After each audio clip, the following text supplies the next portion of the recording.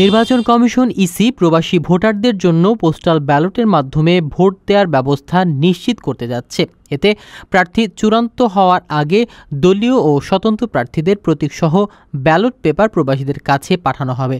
বৃহস্পতিবার 7 আগস্ট নির্বাচন commissioner brigadier general অবসরপ্রাপ্ত আব্দুল ফজল মোহাম্মদ সালাউদ্দিন এই তথ্য জানিয়েছেন।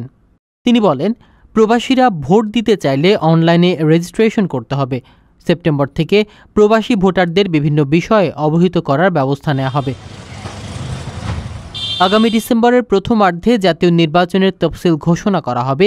31 অক্টোবর পর্যন্ত যারা ভোটার তালিকাভুক্ত হবেন তারা আগামী নির্বাচনে ভোট দিতে পারবেন। এদিকে প্রধান উপদেষ্টা অধ্যাপক মোহাম্মদ ইউনূস মন্ত্রিপরিষদ সভায় বলেন, একটি সুষ্ঠু নির্বাচন নিশ্চিত করাই অন্তর্বর্তী সরকারের প্রধান কাজ। তিনি বলেন, সুষ্ঠু ও নিরপেক্ষ নির্বাচন দেশের গণতন্ত্রের জন্য অপরিহার্য।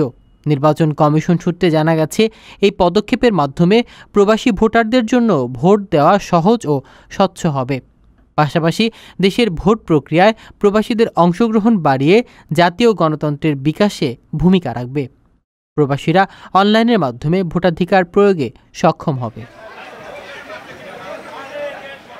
প্রিয় প্রবাসী, আপনার নিরাপদ ভবিষ্যতের জন্য অর্ধেক দামে আজই ফ্ল্যাট বুকিং করুন।